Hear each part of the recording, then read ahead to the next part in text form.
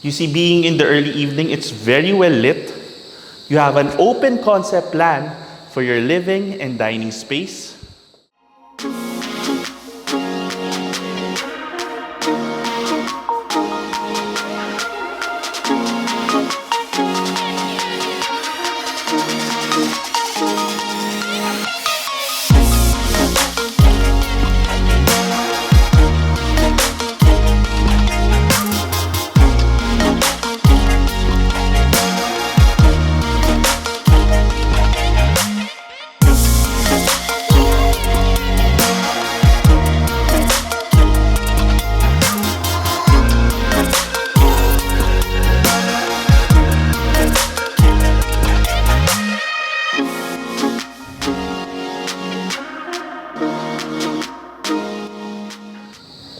Hi, this is Jake Bautista and we'd like to welcome you to a brand new MetroGuide Realty house tour.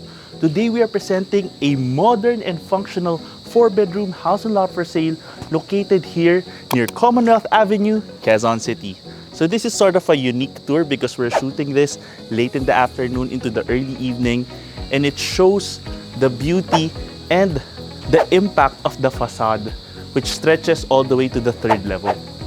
I'd like to point out how clean and modern the lines of the house are, and it's a great blend of wooden elements and the stone design across the facade. Come on. So you have to your left a carport area for 3 vehicles.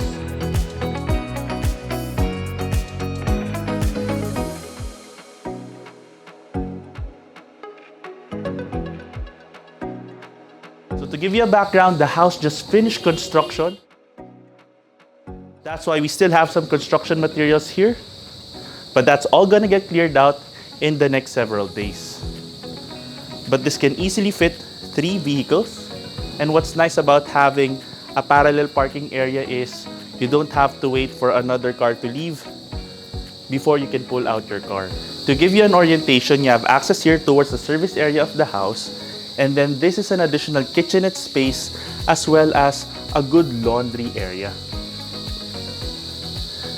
You have access here towards the first room in the house. We'll explore that later, but let's take a quick look here at the staff room. Staff room or maid's room, it has 2 separate windows for ventilation. And it has its own bathroom right beside it here. Come on, join me and let's go up towards the main entry.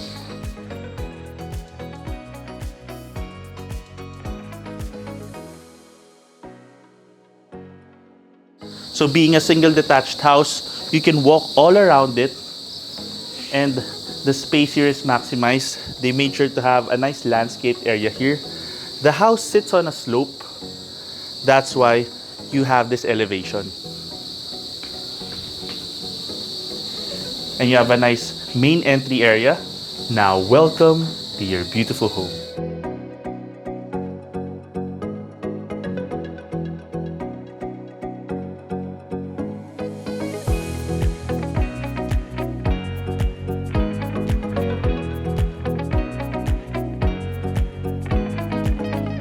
You see, being in the early evening, it's very well lit. You have an open concept plan for your living and dining space. You can easily have a large living room set on this side. I'll just close this off.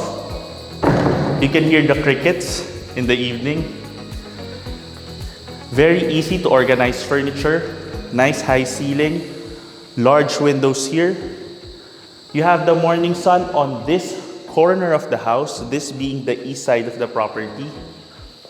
And then on this side, with this ceiling area as the marker, this is your main dining space.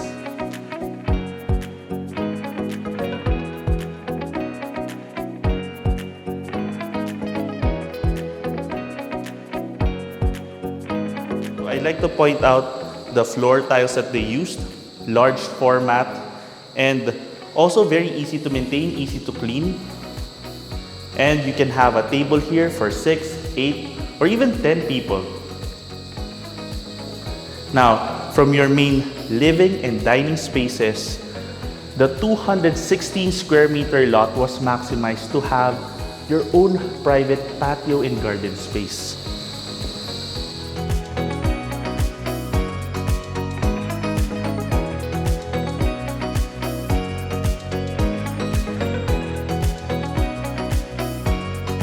So here's a nice view. So you have this tiled area on this side, which can easily accommodate an outdoor dining set that's waterproof. Or you can potentially even cover this up in the future, and then you have an additional space here. So if you stand on the other side, you can see how spacious your private backyard is. So if you're thinking about getting a townhouse, this is also a great option because having an area like this, a private garden space, is a great find for a single detached house also. And here's a view of the facade at the back of the house. Here's another view of the side garden here. This is an excellent space, especially if you have pets. Let's head back in. And of course, you have your open kitchen space.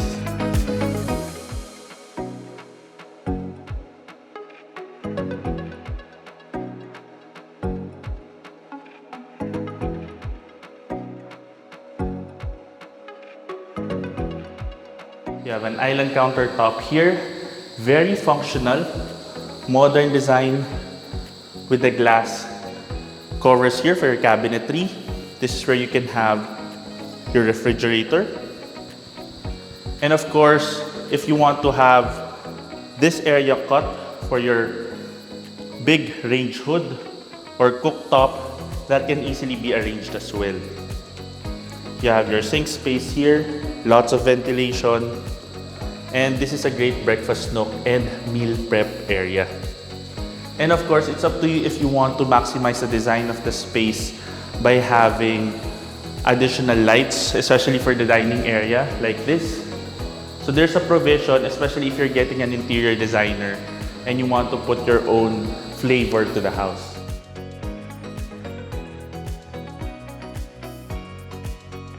And in terms of functionality, you have this access door here leading to a service area where you have a heavy washing area space here. And this gives you access right away towards your garden space. So this is excellent, especially if you have a barbecue space. And of course, you have your access downstairs towards your service area and staff area downstairs. If you have kids, of course, we can easily make sure to have a railing here for protection. Now, it's time for us to explore one of the first rooms in the house here. This is your main den area. So we consider this a 4-bedroom house because we're counting this room and then we have 3 more rooms at the 3rd level. Here's a quick look. So it's a corner room, very well lit. And this can be doubled up as a home office or just an additional amenity space or a movie room. It's up to you how you want to maximize it.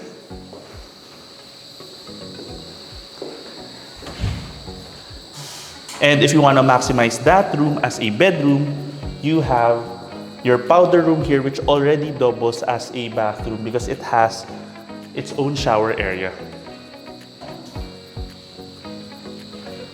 So what I noticed about this bathroom space is the floor-to-ceiling tiles, tempered glass enclosure, very clean lines. Okay. Here's another view of the space. This is a fantastic find if you're looking for a great value single detached house and lot for sale in Quezon City. Now, to maximize this tour, let's head on down towards a bonus room.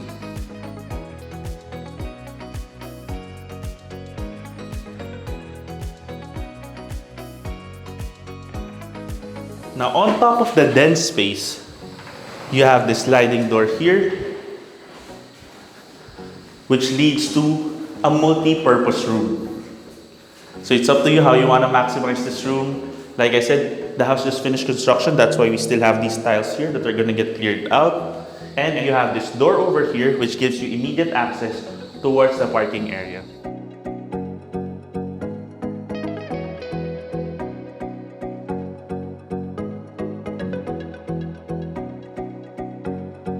So if you have a large staff and you need more than one staff room, you can use the major staff room that we saw earlier and make that a driver's room, and you can convert this into a maid's room or a staff room. It's up to you. Or you can make this an additional study area or multi-purpose room. Set on up. On top of being a secure community, this property is also near the basketball court for an additional amenity space for your family. Set on up. Nice cove lighting here. Of course, it's up to you what kind of light fixture you'd like to place here. And here's a bonus amenity space.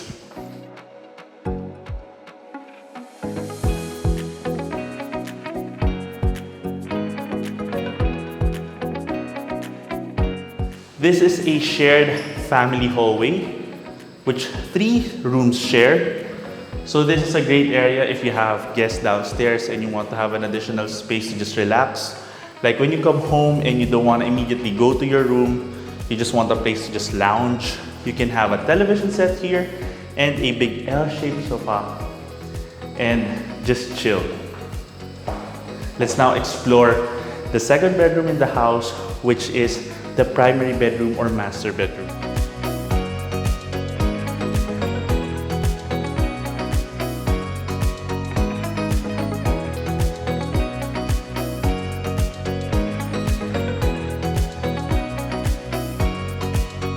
So it's a significant space. It's a corner room. You have this large window because it maximizes the morning sun coming in from the east side of the property. So the front of the house is facing about east-southeast, and it's easy to place furniture here because of the regular size of the room. And what's nice is it has its own walk-in closet space on top of this well-organized bathroom. I like this detail here of the indirect lighting. Has a very hotel-like feel. Large space here for your counter. Tempered glass enclosure. Lots of natural light, but at the same time, this gives you privacy. And then, of course, you have your spacious walk-in closet. So I like this feature of having these spaces for your cabinet, especially if you have some items that need to be stored but need that air and that ventilation. And then you have a lot of storage here.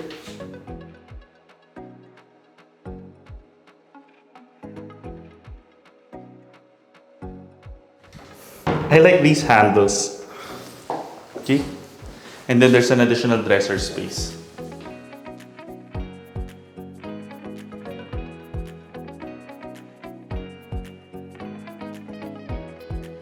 And now we're taking a look at the third bedroom in the house.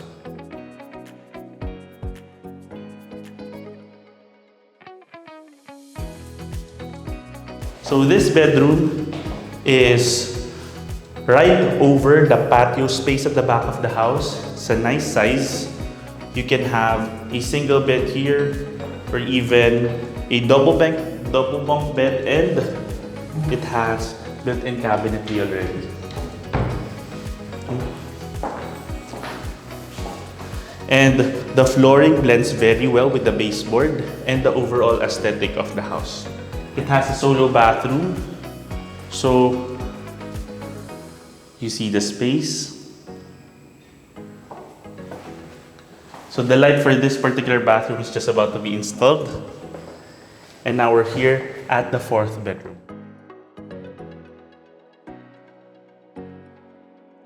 almost identical in size to the last room. So this is perfect, especially if you're a family with 2 kids or just 1 child and you want space for scalability. And you have built-in storage here as well. What's nice is if you take a look at this window and you look down, you have a nice view of your garden space downstairs.